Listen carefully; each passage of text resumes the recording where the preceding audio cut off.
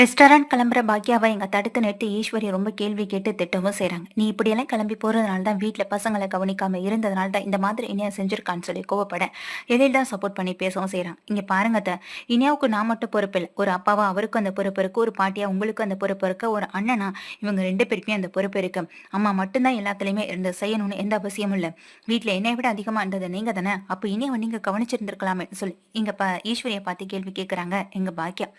பாக்கியா கேட்ட கேள்வினால ஈஸ்வரி சொல்றாங்க, ஏன் உன்னால இங்க இனிய பாத்துக்க முடியலன்னு இப்ப அடுத்து என் மேல பழைய தூக்கி போடலையான்னு சொல்லி இங்க கேட்கவும் செய்றாங்க.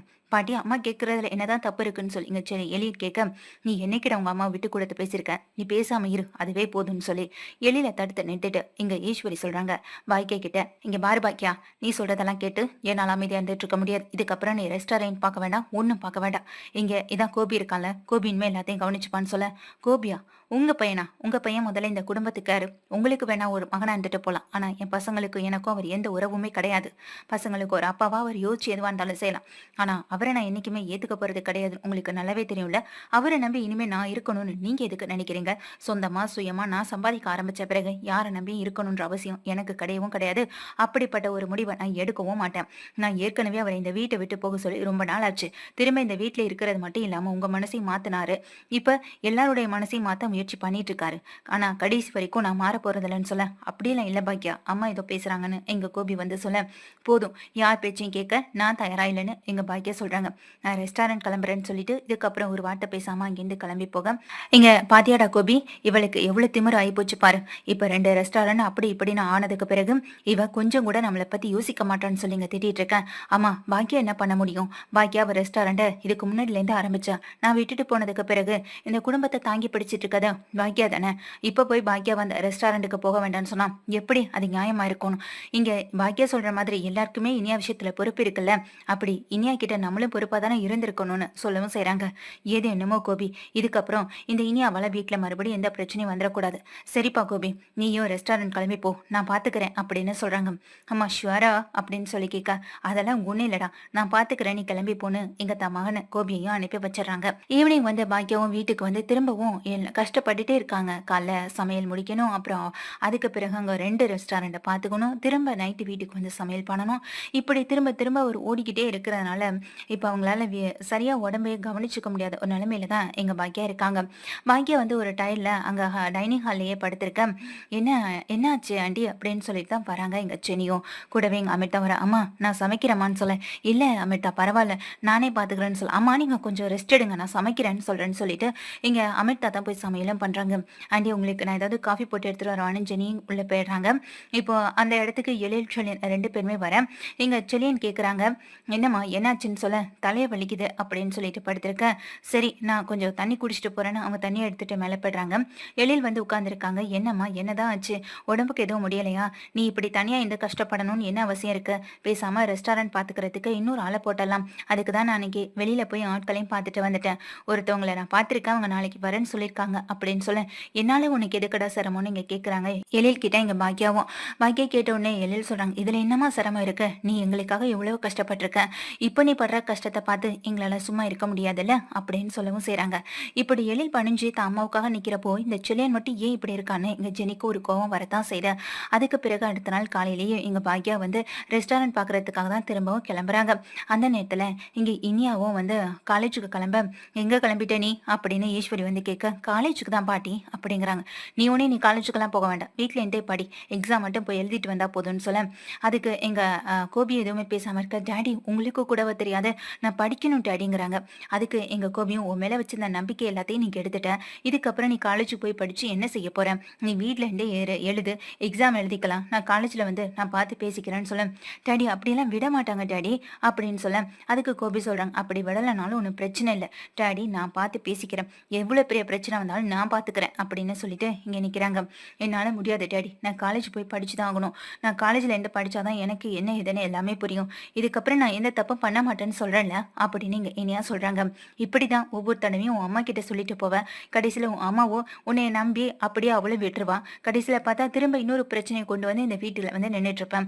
உன்னை நம்புற மாதிரியான எண்ணமே எங்களுக்கு இல்லை இனியா. நீ காலேஜ் போக வேண்டாம், ஒன்றும் போக வேண்டாம். இப்படி காலேஜ் கிளம்பி போறேன்னு சொல்லிட்டு அந்த பையன் ஆகாஷ் பார்க்க போயிடுவேன். இதெல்லாம் தேவையே இல்லை, நீ வீட்டிலே இரு அப்படின்னு சொல்றாங்க. பாட்டி, நான் சொல்றது உங்களுக்கு புரியுதா இல்லையா? நான் அம்மாவுக்கு ஏற்கனவே ப்ராமிஸ் பண்ணி கொடுத்துட்டேன். இனிமே என்னால நம்ம குடும்பத்துக்கோ இல்ல ஆகாஷ்க்கோ எந்த பிரச்சனையும் வராதுன்னு. இனிமே நான் ஆகாஷை பத்தி யோசிக்க போறதில்ல, நான் என்னுடைய படிப்புல மட்டுமே தான் கவனம் செலுத்த போறேன்னு அம்மா கிட்ட சொல்லிட்டேன் அப்படிங்கிறாங்க. இதை கேட்டு இங்க ஈஸ்வரியும், இங்க பாரு இனியா, நீ சொல்றதை கேட்க நம்புறதுக்கும் நான் தயாரா இல்லைன்னு சொல்ற நேரத்துல இருந்து இங்க பாக்கியா வராங்க. இனியா, என்ன பேசிக்கிட்டு இருக்க? நீ காலேஜ் கிளம்புன்னு சொல்ல, ஓ நீ கொடுக்குற இடம் தானே, அதான் இவளே இந்த ஆட்டம் போட்டுட்டு இருக்கான். எனக்கு என்னமோ கோபி, இவளுக்கு எல்லாம் தெரிஞ்சுதான் நடக்குதுன்னு தோணுது. செல்வி இவ கூடவே இருக்கான். செல்வி மூலமா இந்த விஷயம் பாக்கியாவுக்கு தெரிஞ்சிருக்காதுன்னு நினைக்கிறியா என்ன?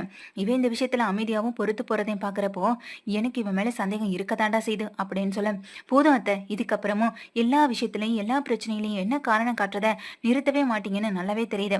இப்ப கூட நான் இனியா பேச்சு நம்பிதான் அவளை நான் காலேஜுக்கு அனுப்புறேன். உங்களுக்கு இங்க இனியா மேல நம்பிக்கை இல்லைன்னா அதுக்கு நான் எந்த வகையிலையும் பொறுப்பாகவும் முடியாது. இனியாவுடைய வாழ்க்கை என்ன மாதிரி ஆயிடக்கூடாதுன்றதுலதான் நான் கவனமா இருக்கிறேன். அதனால்தான் அவளுடைய படிப்புக்காகவும் அவளுடைய ஃபியூச்சருக்காகவும் நான் இப்போ பிரச்சனை பண்ணிட்டு இருக்கேன். இனியா நான் சொல்றதை கேட்டு இனி நடப்பான்ற நம்பிக்கை எனக்கு நிறையவே இருக்குன்னு சொல்ல, ஆமா பாட்டி, இனி நான் அம்மா பேச்சை தட்ட மாட்டேன் அப்படின்னு இனியா சொல்றாங்க. எல்லாத்துக்கும் காரணம் அம்மா தாண்டி, உன் அம்மா கொடுக்குற இப்படியான ஒரு ஐடியாவில தாண்டி நீயும் இப்படியெல்லாம் ஆடிக்கிட்டு இருக்க. என்ன இப்பவும் இங்க நீ காலேஜ் போறேன்னு சொல்லிட்டு ஆகாஷா பார்க்க போறது அம்மாவுக்கு தெரியும் தானேன்னு சொல்ல, போதும் பாட்டி போதும், இனிமே இன்னொரு வார்த்தை அம்மாவை பத்தி தப்பா பேசுனீங்க அப்புறம் நான் அப்படின்னு சொல்லும் போது, என்னடி என்ன எதிர்த்து பேசலாம் ஆரம்பிச்சிட்டேன் அப்படின்னு சொல்லி கேட்க, பாட்டி என் மேல தப்பு இருந்தா நான் அடங்கி போறதுல நியாயம் இருக்கு. தப்பே பண்ண மாட்டேன், எங்க அம்மா மேலே தப்பே இல்லைன்னு சொல்றேன். ஆனா 2 பேர் மேலேயும் உறுதியா நீங்க என்னவோ பார்த்த மாதிரியே தப்பு தப்புன்னு சொல்றீங்க. என்ன பாட்டி, இதெல்லாம் எந்த விதத்துல நியாயம்? இன்னொரு தடவை அம்மாவை பத்தி தப்பா பேசாதீங்க. அப்பா விட்டுட்டு போனப்போ அம்மா தானே இந்த குடும்பத்தை பாத்துக்கிட்டாங்க. என்னை இப்ப வரைக்கும் அம்மா தானே படிக்க வச்சுட்டு இருக்காங்க. எனக்கு தேவையான எல்லாத்தையும் அம்மா தானே செஞ்சுட்டு இருக்காங்க. அப்பா கிட்ட நான் எதுக்காகவும் போய் நிக்க கூடாதுன்னு அம்மாவோட எதிர்பார்ப்பு. அதுதான் இப்ப வரைக்கும் அம்மா என்கிட்ட சொல்லிட்டும் இருக்காங்க, செஞ்சுட்டும் இருக்காங்க. அவங்க சரியா தான் பாட்டி இருக்காங்க. ஆனா நீங்க தான் ஒரு சரியான அம்மாவா இல்லாம போயிட்டீங்க அப்படின்னு சொல்ல, இங்க பாருடா கோபி, என்ன பேச்சு பேசுறா பாருன்னு சொல்ல, இனியா அப்படின்னு எங்க கோபி அதட்ட, அதுக்கு ஒண்ணு இனியா சொல்றாங்க கோபி கிட்ட, நீங்க சொல்றதெல்லாம் நியாயம்தான் டாடி, நான் தப்பு தான் பண்ணிட்டேன். அந்த தப்புக்கு நான் வருந்தவும் செஞ்சேன், மன்னிப்பும் கேட்டுட்டேன். இனிமே இந்த தப்பை பண்ண மாட்டேன்னு நான் சொல்லிட்டேன். முக்கியமா படிச்சு முடிக்கிற வரைக்கும் நான் ஆகாஷை பத்தின எந்த எண்ணத்தையும் நான் மனசுல வச்சுக்க மாட்டேன். ஆகாஷை டிஸ்டர்ப் பண்ண மாட்டேன், ஆகாஷம் டிஸ்டர்ப் பண்ண மாட்டான்னு நான் அம்மா கிட்ட ப்ராமிஸ் பண்ணி கொடுத்துட்டேன். ஆனா நீங்க இதுக்காக திரும்ப திரும்ப என்ன சந்தேகப்படுற மாதிரி இப்படியே பேசிக்கிட்டு இருக்கீங்க. முக்கியமா அம்மாவை பத்தி இதுல தப்பா பேசாதீங்க. அம்மாவுக்கும் இந்த விஷயத்துக்கும் கொஞ்சம் கூட துள்ளி கூட சம்மதமே இல்லை. இதனால் வரைக்கும் உங்க முன்னாடி பாட்டி முன்னாடி அமைதியா மட்டுமே தான் இருந்திருக்கேன். ஆனா இதுக்கப்புறமும் அமைதியா இருக்கும்னு நினைச்சீங்கன்னா இந்த விஷயத்த பத்தி நீ பேசாம இருக்கிறதா உங்களுக்கும் நல்லது, எனக்கும் நல்லது. நான் படிக்கணும் டாடி, படிக்கணும். படிக்கிற வயசுல இது எல்லாமே வர்றது சகஜம் தானே. இங்க இலையில நான் சொல்ற மாதிரி அதை தாண்டி இதை வேணான்னு தூக்கி போட்டு போறவங்க எத்தனையோ பேர் இருக்காங்க. ஆனா இதுல நான் போயிட்டேன், விழுந்துட்டேன். இப்போ நான் திரும்பவும் அதுல இருந்து கிளம்பி வந்து என்னுடைய வழியை தேடி போகணும்னு நானும் நினைக்கிறேன், என் அம்மாவும் நினைக்கிறாங்க. என் அம்மா ஆசைப்படி நான் அதில் போகணும், நடக்கணும்னு தான் ஆசைப்பட்றேன். இங்கே உங்களை மாதிரி அதே இடத்துல நான் நிற்கணும்னு ஆசைப்படலை டாடி. இங்கே பாட்டி ஆசைப்பட்ட மாதிரி நீங்கள் வேணா எங்கள் ராதிகா ஆண்டியை டிவோர்ஸ் பண்ணிட்டு திரும்ப பாட்டி கூட இதே வீட்டில் இருக்கலாம்னு நினச்சிருப்பீங்க. ஏன்னா நீங்கள் அப்படி உங்கள் அம்மாவை நம்புறதுனால தான். அதே போல் தான் நான் என் அம்மாவை நம்புகிறேன், என் அம்மாவும் என்னையை நம்புகிறாங்க. முக்கியமாக இந்த விஷயத்தில் நீங்கள் 2 பேரும் தலையிடவே வேணாம். எனக்கு என்னையை பார்த்துக்க தெரியும், எங்கள் அம்மாவுக்கு என்னை பார்த்துக்க தெரியும் அப்படின்னு சொல்ல, இதை கேட்ட கோபிக்கு அதிர்ச்சியாக தான் இருக்கு. அதே நேரம் பக்கத்தில் நிற்கிறேன் ஈஸ்வரியும் பார்க்குறாங்க. ஈஸ்வரிக்கு அது ரொம்ப பெரிய அதிர்ச்சியை தான் கொடுக்குது. ஈஸ்வரியும் ஒரு வார்த்தை பேசாம இங்கே பாக்கியாவை பார்க்குறாங்க. நல்லாவே இங்கே நீ இனியாவுக்கு சொல்லி கொடுத்துருக்கேன்னு சொல்ல, போதும் பாட்டி, இதுக்கப்புறம் அம்மாவை பேசாதீங்கன்னு நான் உங்ககிட்ட சொல்லிட்டேன். இன்னொரு தடவை அம்மாவை பற்றி ஏன் முன்னாடியோ இல்லை நான் இல்லாதப்போ இந்த மாதிரி தப்பாக பேசினீங்கன்னா அப்புறம் நானும் சரி அம்மாவும் சரி நீ இந்த வீட்டில் ஒரு நிமிஷம் கூட இருக்க மாட்டோம் அப்படின்னு இனியா சொல்ல, இதை கேட்டுட்டு எங்க ஈஸ்வரி அதிர்ந்து போய் நிற்க தான் செய்கிறாங்க. பாட்டி, நான் காலேஜ் போகணும், படிக்கணும், யாருக்கும் கீழே அடிமையாக வாழ்கிற வாழ்க்கை எனக்கு வேணும். அப்படியான வாழ்க்கையை வாழக்கூடாதுன்றதுக்காக தான் அம்மா என்னை இந்த அளவுக்கு கொண்டு வந்து நிறுத்தவும் செஞ்சிருக்காங்க. நான் ஆசைப்பட்ட படிப்பை படிக்கணுன்றதுக்காக இவ்வளவு தூரம் அவங்க கஷ்டப்பட்டுட்டு இருக்கிறதும் எனக்காக தான். ஏன்னா அவங்கள மாதிரி நானும் ஃபியூச்சர்ல கஷ்டப்படக்கூடாது, ஒருத்தருக்கு கீழே அடிமையா போய் அந்த வாழ்க்கையை வாழ்ந்துடக்கூடாது. எந்த வேலையும் தெரியாம இப்படி இருக்காது அப்படி இருக்காதுன்னு சொல்ற ஒரு வாழ்க்கையை வாழக்கூடாதுன்னு தான் அம்மாவுடைய எண்ணம். அப்படி ஒரு வாழ்க்கை எனக்கு அமைஞ்சதுன்னா அதை விட பெரிய கஷ்டம் அம்மாவுக்கு வேற எதுவுமே இல்லை. நான் லைஃப்ல அச்சீவ் பண்ணுவேன். என்னுடைய சாதனை நான் என்னென்ன செய்யணுமோ அதெல்லாமே சாதிச்ச பிறகுதான் என் லைஃப்ல மேரேஜ் அப்படின்றது ஒன்னே நடக்கும். 20 வயசுலேயே மேரேஜ் பண்ணிக்கணுன்ற ஆசையோ எண்ணமோ எண்ணமும் எனக்கு கிடையாது. என் அம்மா மாதிரி நானும் ஒரு இடத்த நான் ரீச் பண்ணதுக்கு பிறகு தான் என்னுடைய லைஃப்ல மேரேஜ்ன்ற ஒரு இடத்த நோக்கி நானும் போக செய்வேன். இப்போ லவ்ன்றது என் லைஃப்ல வந்து ஒரு பாட்டு தான். அதுக்காக நான் அதையே நினைச்சிட்டு அதிலேயே நான் விழுந்து கிடப்பேன்னு நீங்க நினைச்சிட்டு இருப்பீங்க. ஆனா நான் அப்படியெல்லாம் இல்லைன்றதுக்காக தான் இன்னைக்கு காலேஜ் கிளம்பி போகவும் செய்றேன். நான் படிக்க ஆரம்பிக்கவும் போறேன். என்னுடைய படிப்புக்கு நீங்க தடையா வந்தாலும், எங்க பாட்டி தடங்கலா வந்தாலும், அப்புறம் நான் சும்மாவே இருக்க மாட்டேன் டாடி அப்படின்னு சொல்லிட்டு இனியா என்ன பண்றாங்க, வாமா போகலாம் அப்படின்னு பாக்யாவை கூட்டிட்டு அங்கேருந்து கிளம்ப. இதையெல்லாம் கேட்ட எங்க எழிலுக்கு ரொம்ப சந்தோஷம்.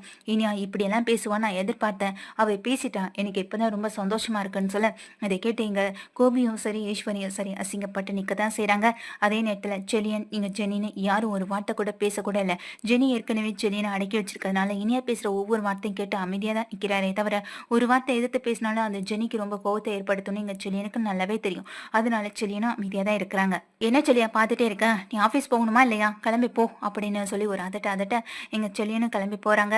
அதே நேரத்துல இங்க எழிலும் அமிர்தா கிட்ட, நானும் எனக்கு முக்கியமான ஒரு டேரக்டரை பார்க்கணும், நான் கிளம்புறேன் அப்படின்னு சொல்லிட்டு அவரும் கிளம்பி போயிடுறாங்க.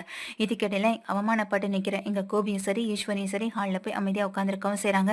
என்னடா இனி இப்படியெல்லாம் பேசிட்டு போறான்னு சொல்ல, அது எங்க பாக்கியப்பட்ட வேதனைகள் எல்லாமே இனியாவை இப்படி பேச வைக்கிதமா, இது எல்லாத்துக்கும் காரணம் நான் தானேன்னு எங்க கோபி வருத்தப்படவும் செய்றாங்க.